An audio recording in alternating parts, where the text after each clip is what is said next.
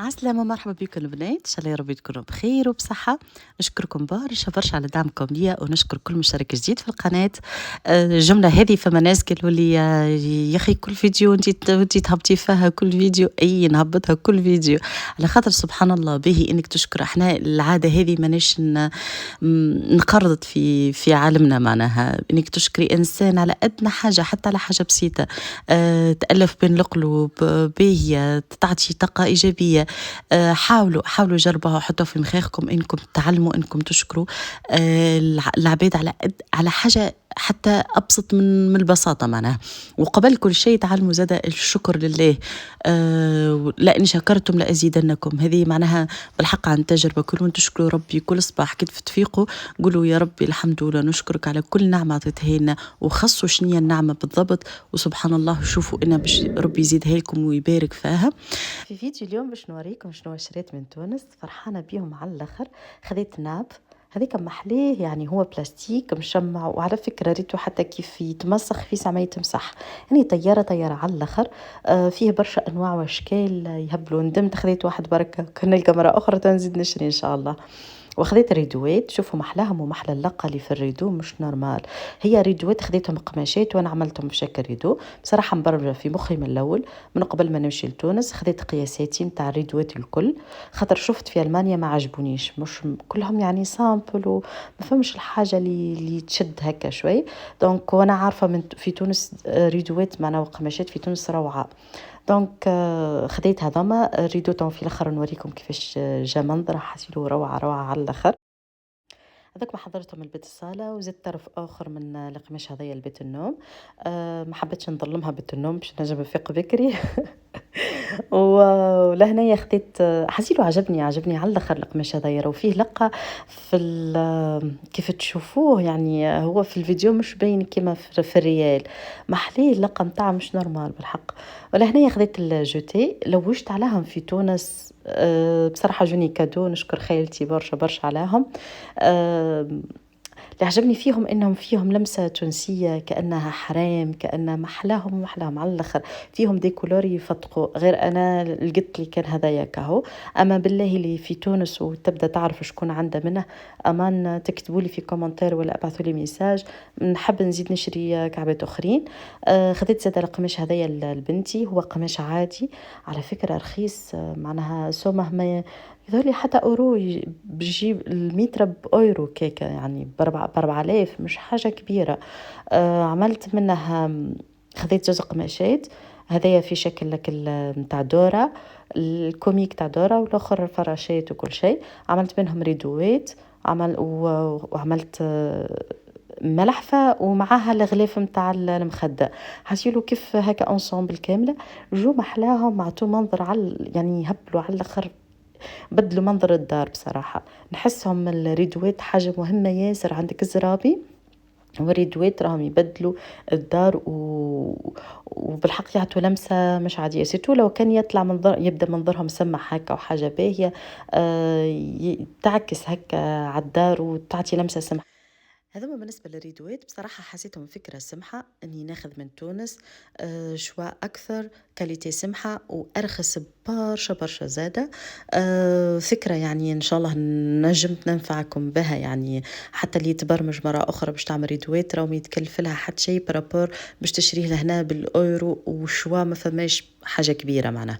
بالنسبة لبقية البهارات عادية يعني، ما صورتهمش، جوست هذوما الحاجات اللي حسيتهم انتريسي هكا، وحسيتهم مش ديما موجودين. عندك هذه من أنطونيو القهوة، طيارة مولفة نشري في البوندان، هي سمحة بتاع بوندان شريت منها. أما حبيت نزيد القهوة هذه طيارة بنكهة الزهر، فيها نكهة الكراميل، نكهة البفريوة، نكهة الفزدك. حسيلو طيارة هكا في الشتاء، الواحد يحب كل مرة ينوع جو متاع قهوة. تحلى القهوة، تحلى في الشتاء. وخاصة المدمنين القهوة يعني يعملوا عليها قاعدة ويعملوا عليها جو. لهنا زاد خذيت نواصر. احنا في الجنوب ما نطيبوش ياسر ما نعرفوهاش بالكدا نواسر. دونك كيف ريتها حاضره حبيتها كنجربها وكل، وليت خديت البكويت هذاكم جوست نجربها وان شاء الله نزيد منهم ان شاء الله. خديت هذيك زاد المستكه اللي لوج عليها. المستكه فيها برشا استعمالات، منها تفويح القهوه انا تعجبني، وعندك اليانسون النجمي، الهيل زاده ما صورتهمش، مي اليانسون النجمي والهيل من تونس ارخص برشا من اللي موجودين لهنا. يعني اللي يحب انا تعجبني للتاي في الشتاء راهو محلاها، يعطي ريحه سمحه للدار، وفي نفس الوقت حتى تفويح فما تنجمي تعملي بها الانواع متاع كيك بالبهارات هذه. تو ان شاء الله نعملها معاكم بقدره ربي في فيديوهات اخرين. وخديت هذيك جاتني صينيه بولار، جاتني كادو. هذه جوني برشا كادوات، نشكركم برشا برشا على كادو لكل واحد هكا فرح بينا، اللي ضيفوني من اقاربي ولا من اقارب راجلي، ميرسي على الاخر. الحمد لله، يعني الواحد طير وحشته من تونس، من الاهل. ربي يفضلكم ان شاء الله، وان شاء الله نعاوده في الخير ان شاء الله يا ربي. هذا ما ريدوات، شوفوا كيفاش طلع ما حليش لا منه.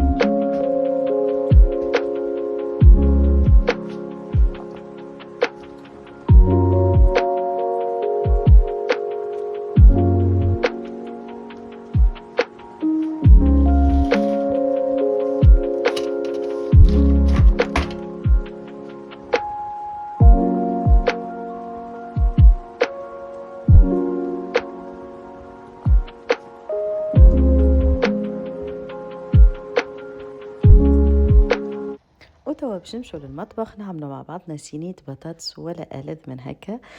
صحية، فيها البروتين، الخضرة كلها بنينة بنينة على الآخر، نحسها أكلة شتوية بحكم هكا دافية، والبهارات اللي فيها هكا تدفي الجسم.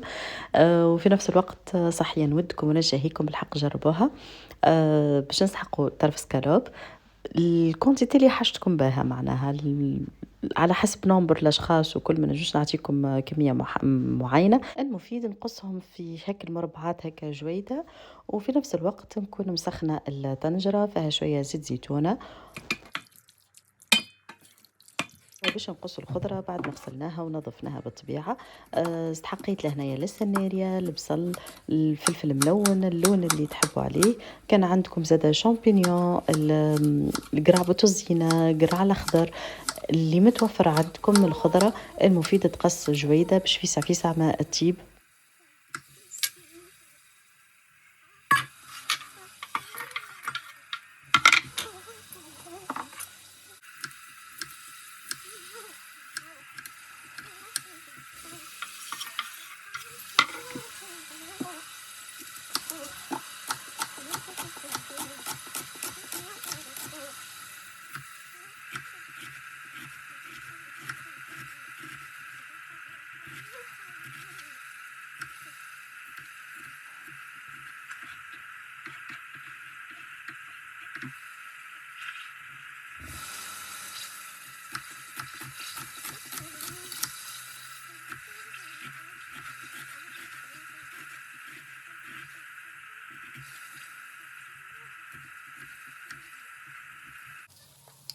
من بعد ما تقلى معنا سكالوب باش نفرحه بشويه ملح، فلفل اسود، كاري. هي الوصفه هذه تعتمد على الكاري. زاد التابل وكرويه، وشويه زاد من الهيل المطحون، ونخليها هكا تزيد تذبل شوية على النار، ومن بعد نطفي عليها وناخذ طنجرة أخرى نحط فيها شوية زيت، ونحط الخضرة اللي قصيتها الكل مع بعضها، ونخليها زادة تذبل معانا، وبنفس الفحات نزيد نفوح بها زادة الخضرة.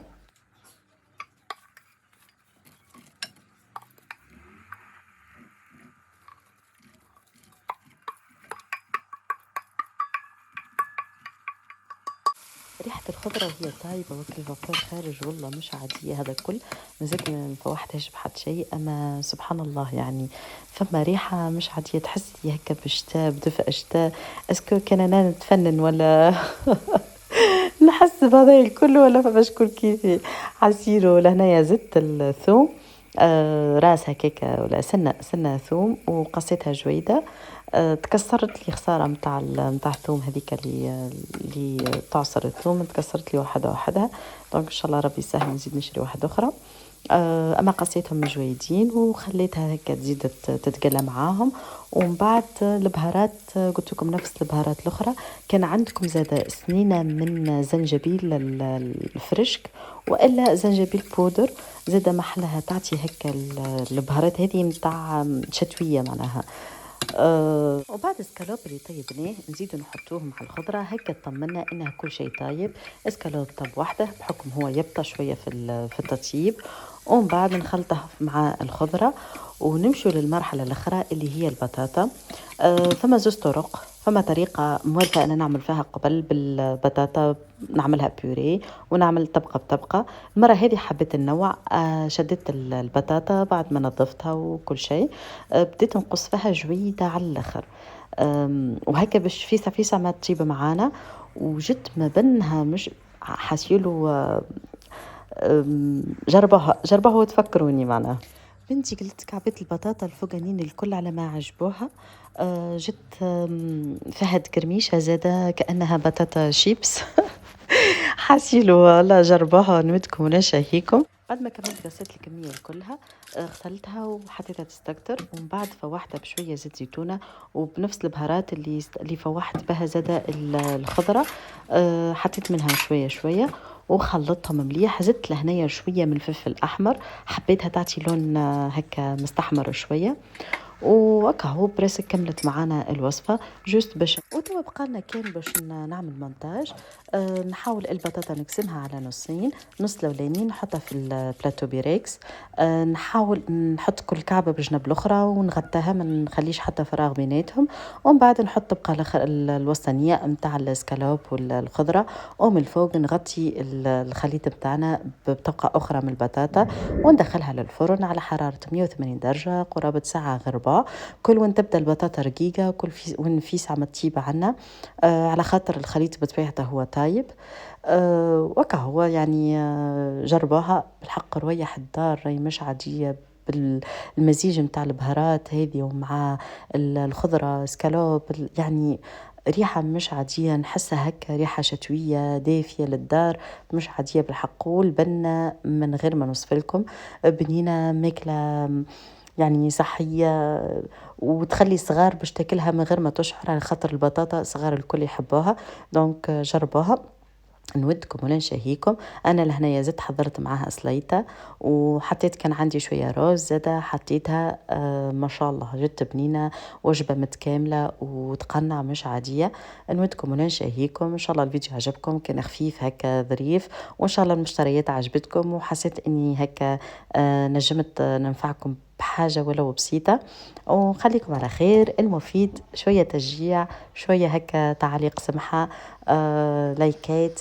واللي ما اشتركش في القناة به هكا شوية تشجيع وتشتركوا في القناة باش يظهر لكم جديدي. وخليكم على خير وباي باي.